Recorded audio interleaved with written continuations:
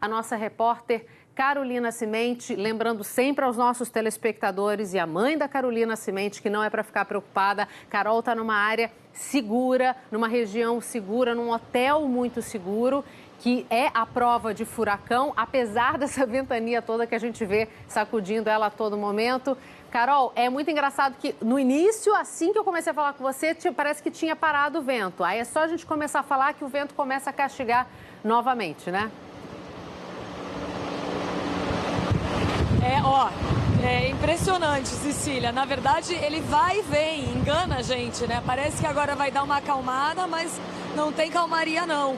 E eu, desde que a gente chegou nesse hotel, acho que 2 dias atrás, na janela do meu quarto tem a vista para uma garagem de 3 andares e em cima desses 3 andares tem várias palmeiras, assim, pequenas. Primeiro dia elas nem se mexiam. Ontem elas estavam um pouquinho movimentadas, um vento.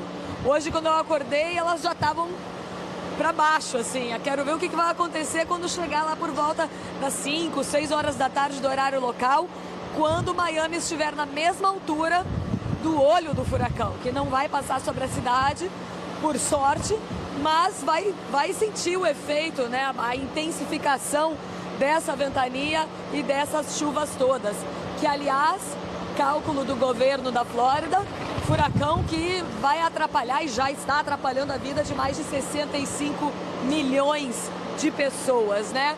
A gente tem informação, então, de que mais de 700 mil pessoas já estão sem energia elétrica.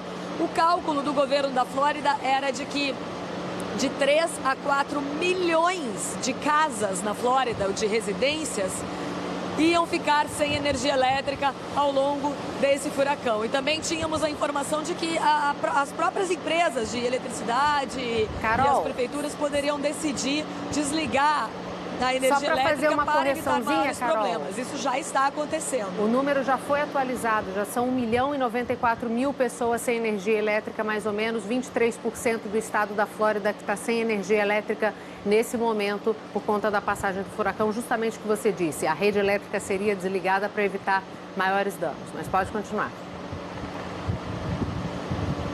Exatamente. E aí eu queria aproveitar esse momento e mostrar novamente aquele vídeo que a gente viu mais ou menos 1 hora atrás, de um internauta que postou esse vídeo nas redes sociais. Ele e a família dele estavam de férias em uma praia nas Bahamas, para mostrar o que está acontecendo nesse momento, ou que vai acontecer nas próximas horas, né?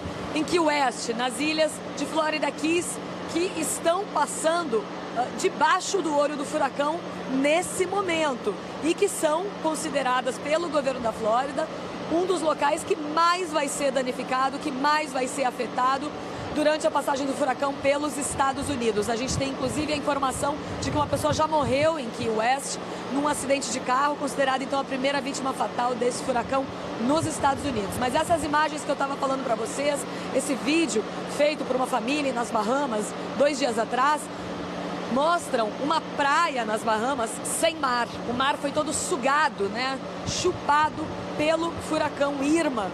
E é isso que acontece então, que no meio do oceano a gente não consegue ter exatamente essa imagem. Mas nessa praia ficou bem claro, ela secou. As boias que normalmente sinalizam para os barcos e para as pessoas, mergulhadores, onde a área mais rasa, onde a área mais profunda, estão no chão, na areia, tem conchas. Um cenário extremamente diferente do normal. Tem um trapiche que normalmente entraria na água e agora está entrando na areia. Não tem mais água nesse lugar. Essa água foi chupada e vai chover, vai descer para o mar em um outro lugar. Possivelmente agora na costa oeste da Flórida, né, que a gente sabe que vai ser a mais afetada. O furacão Irma, totalmente imprevisível. 5 dias atrás, a previsão era que ele entrasse em cheio no sul da península da Flórida e percorresse todo o estado da Flórida. Você estava explicando, Cecília, o tamanho desse furacão. O governador da Flórida ontem descreveu assim, em inglês e em espanhol, para que todo mundo entendesse ele, da importância, da potência desse furacão. Ó, a potência dele aqui, ó, dando um oi, dizendo: tomem cuidado. O furacão, segundo o governador, naquele instante, quando ele ainda estava categoria 5, 4, agora ele está categoria variando, né, entre 4 e 3, O furacão, naquele instante, tinha o tamanho do estado do Texas, que é um dos maiores territórios, um dos maiores estados aqui nos Estados Unidos, maior do que o estado da Flórida. Ou seja, o furacão chegou a ficar maior do que o tamanho do estado da Flórida. Não sei se ele continua assim, talvez vocês possam nos atualizar. Mas isso para mostrar a potência, né? O governador também chamou esse furacão de um furacão mortal, um furacão que pode e vai causar muitos danos e possivelmente vai causar vítimas fatais. A primeira, como eu disse, já aconteceu agora há pouco em Key West, num acidente de carro. As pessoas às vezes se enganam, né? A gente que não tem experiência com furacão no Brasil, eu estou aprendendo muito sobre isso aqui agora durante essa semana, durante essa cobertura. O local onde passa o olho do furacão, ele engana muito as pessoas, porque o olho do furacão, ele traz calmaria e depois volta, dura alguns minutos e volta. Eu tenho que devolver a linha para vocês, a gente volta a conversar mais tarde. Com certeza, Carol. Só para esclarecer, 695 quilômetros quadrados é o estado do Texas. Esse furacão tem, nesse momento, 600 quilômetros de diâmetro. Portanto, é mais ou menos isso aí mesmo. Repórter da rede de MSNBC, que conseguiu mandar um vídeo da região de Key West há alguns minutos. Ele saiu do carro por alguns instantes para mostrar a força do vento no local. Lembrando que o olho do furacão, como o Valdo nos explicou, ele é a parte mais menos forte do furacão, mas olha a imagem desse homem que está aonde está o olho do furacão. Olha a força do vento. E ele conseguiu enviar esse vídeo, é de fato impressionante, para a gente ter noção da força do vento, o quanto que ele luta com o vento. Aí, mais uma vez, a imagem desse repórter da rede MSNBC lutando contra o vento do furacão em Key West nesse momento. O furacão Irma está neste momento sobre Cuba com categoria 3, mas ele deve voltar a ganhar força quando atingir os Estados Unidos. No estado americano da Flórida, os efeitos do furacão já começam a ser sentidos. Eu converso com Sandra Coutinho, que está em Miami. Sandra, na sua última participação era muito vento, agora piorou, vento e chuva. Não, chuva torrencial, né, Sérgio? Olha, eu tô aqui há pouco tempo, só estava dentro do carro, mas eu tô completamente encharcada, minha roupa inteira por dentro, não tem capa, não tem nada que segure. O vento também está forte, mas está menos forte, eu acho, do que na entrada anterior que a gente falou às 3 da tarde. Mas olha, já tem árvore que foi arrancada ali. E por causa dessa chuva torrencial, a prefeitura de várias cidades, vários condados, eles já decretaram toque de recolher. Aqui em Miami, o toque de recolher vai ser a partir das 8 da noite. Depois a polícia tem direito de prender quem ainda estiver na rua. O furacão Irma chega aqui à Flórida durante essa madrugada com ainda categoria 4, que vai ganhar força sobre o oceano depois da passagem por Cuba, e ventos de 270 quilômetros por hora. O difícil nesse momento é precisar exatamente a trajetória do furacão. Ele está mudando de rota o tempo todo, mas deve tocar o solo primeiro nas Florida Keys, essas ilhas que ficam lá no sul da Flórida. Em seguida, deve se movimentar um pouco mais para oeste e deve atingir a cidade de Tampa. Mas aí, a essa altura, provavelmente já terá perdido um pouco da força. E Tampa fica a 450 quilômetros noroeste aqui de Miami.